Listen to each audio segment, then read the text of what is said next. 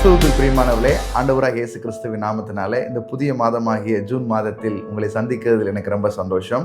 கடந்த மாதங்கள் 5 மாதங்களாக கர்த்தர் நம்மை கண்மணி போல பாதுகாத்து இந்த 6வது மாதத்திற்குள்ளாக நாம் அடியெடுத்து வைக்கும்படிக்கு தேவ தயவையும் தேவ கிருபையையும் தேவ பாதுகாப்பையும் கொடுத்து நம்மை வழிநடத்தி வந்திருக்கிறார். இந்த மாதத்திலே ஆண்டவர் நமக்கு கொடுத்த வாக்குத்தத்தம் யோபு 22ஆம் அதிகாரம் 20. நீர் ஒரு காரியத்தை நிர்ணயம் பண்ணினால் அது உமக்கு நிலைவரப்படும், உம்முடைய பாதைகளில் வெளிச்சம் பிரகாசிக்கும். ஆங்கில மொழிபெயர்ப்பாகிய ஆம்பிளிஃபைட் மொழிபெயர்ப்பில் இவ்விதமாக எழுதப்பட்டிருக்கு.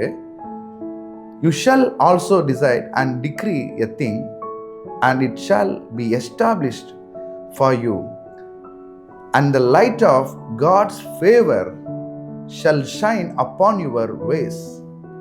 தேவனுடைய தயவு என்கிற வெளிச்சம் உங்கள் பாதையிலே பிரகாசிக்கும். இந்த வருடத்தில் ஆண்டவர் தம்முடைய தயவின் வருஷமாக இந்த வருஷத்தை முடிசூட்டியிருக்கிறார். ஆகவே ஒவ்வொரு மாதமும் தேவன் தம்முடைய தயவை கொண்டு நடத்தி கொண்டிருக்கிறார். நம்முடைய கொம்பை அவருடைய தயவுனாலே உயரப்பண்ண அவர் சித்தமுள்ளவராக இருக்கிறார்.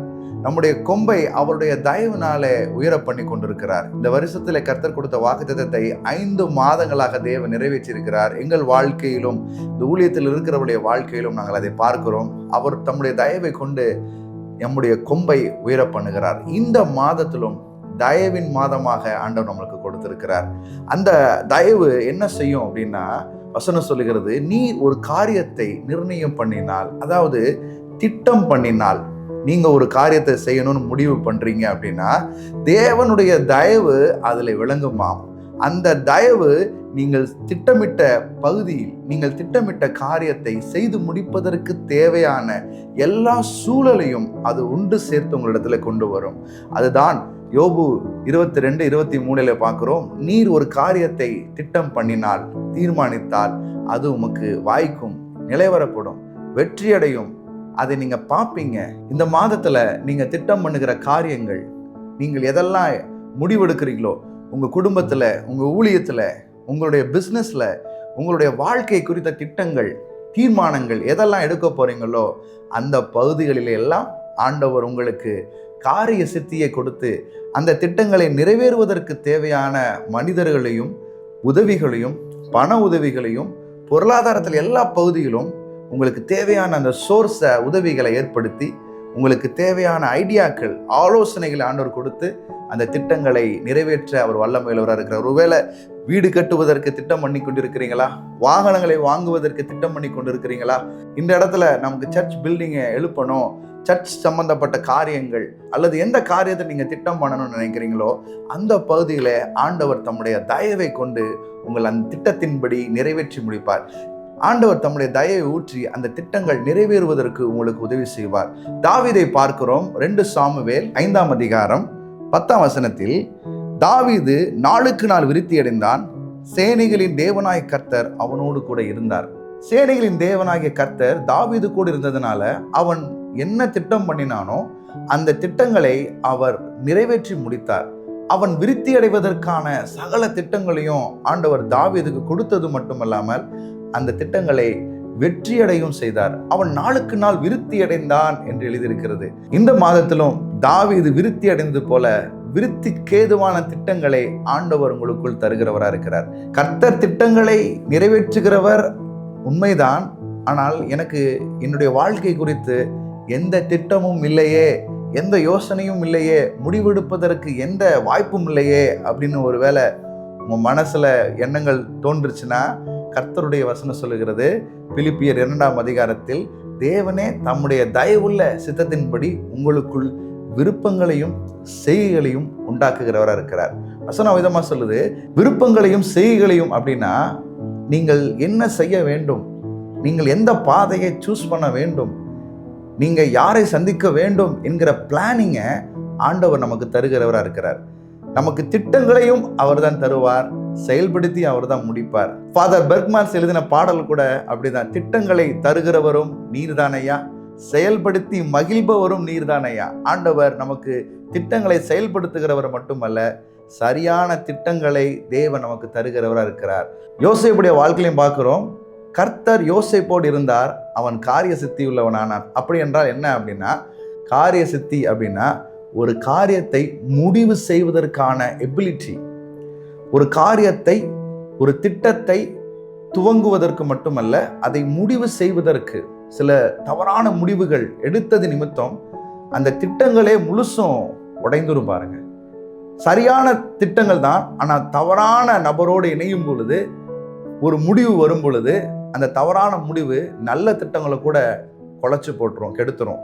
அப்போ திட்டங்கள் நமக்கு வாழ்க்கையில கொடுக்கறது மட்டும் இல்லாம அதை முடிவு செய்வதற்கான பலனையும் ஆண்டவர் கொடுக்கிறார். அதுக்கு பேர் தான் காரிய சித்தி. அந்த காரிய சித்தி கர்த்தரால் வருகிறது என்று தேவனுடைய வார்த்தை சொல்கிறது. யோசேப்பு காரிய சித்தி உள்ளவனா இருக்கிறான். அவன் எடுக்கிற முடிவு எல்லாம் சக்சஸ்ஃபுல்லா 100% வெற்றி அடைகிறது என்று போத்திபார் கண்டு தன்னுடைய வீட்டு விசாரிப்புக்காரனா யோசேப்பை நியமிக்கிறாரு.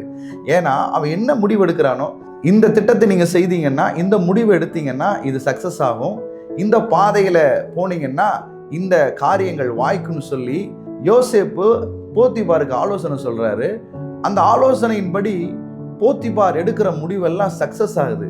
அப்போ இந்த காரிய சித்தி யோசேப்புக்குள்ள இருக்கிறதுனால அவன் சொல்லுகிற ஆலோசனைகள், திட்டங்கள், முடிவுகள் எல்லாம் 100% வெற்றி அடையுது. அந்த கிஃப்ட் அவனுக்குள்ள இருந்தது. அதே போலதான் நம்முடைய வாழ்க்கையிலும் காரிய சித்தி, ஒரு காரியத்திலே முடிவு எடுப்பதற்கு தேவையான பலனையும் ஆண்டவர் நமக்கு கொடுக்கிறவரா இருக்கிறார். இந்த மாதத்துல முடிவெடுக்க முடியாமல் ஒரு திருமணத்துல இந்த காரியத்தை சூஸ் பண்ணலாமா, ஏன்னா வியாபாரம் சம்பந்தப்பட்டதுல பின் வாங்கிடலாம், உள்ள போயிட்டு கூட பின் வாங்கிடலாம், பணத்தோட போயிடும். ஆனா திருமண காரியங்கள்ல முடிவெடுக்க முடியாம அநேக பெற்றோர் தங்க பிள்ளைகளை குறித்து கவலைப்படுவாங்க. என்ன முடிவெடுக்கிறது, வரன்கள் வருது, சூஸ் பண்ண முடியல, என்ன பண்ணணும் தெரியல அப்படிங்கிற ஒரு குழப்பத்தோட இந்த வீடியோ பார்க்குறீங்க, இந்த வாக்குத்தத்த செய்தியை கேட்குறீங்கன்னா, ஆண்டவர் இந்த நாளிலே உங்களுக்கு சரியான முடிவை எடுப்பதற்கு தேவையான காரிய சித்தியை ஆண்டவர் கொடுக்கிறார். உங்களுக்கு திட்டத்தை மட்டுமல்ல, அந்த திட்டத்தில் எப்படி முடிவெடுக்க வேண்டும் என்று உங்களுக்கு சொல்லித்தரப்போகிறார். நீங்கள் எடுக்கிற முடிவு தேவனால் பரலோகத்தில் நியமிக்கப்பட்ட ஒரு முடிவாக இருக்க போது. பல முடிவுகள் உங்கள் வாழ்க்கையில் நீங்கள் எடுத்ததுனால பல சரிவுகளை நீங்கள் சந்திச்சிருக்கலாம்.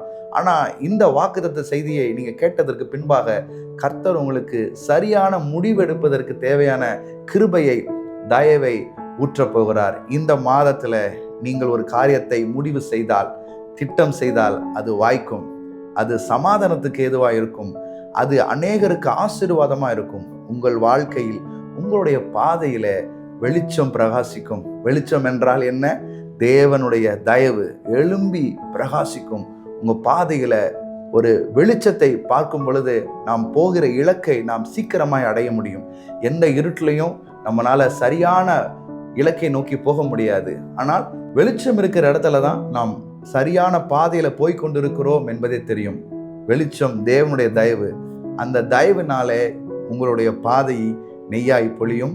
இந்த மாதத்தில் நீங்கள் திட்டம் செய்கிற காரியங்கள், முடிவு செய்கிற பகுதிகளிலே வெற்றியை காண்பீர்கள். இயேசு கிறிஸ்துவின் நாமத்தினாலே உங்களை வாழ்த்துகிறேன். God bless you.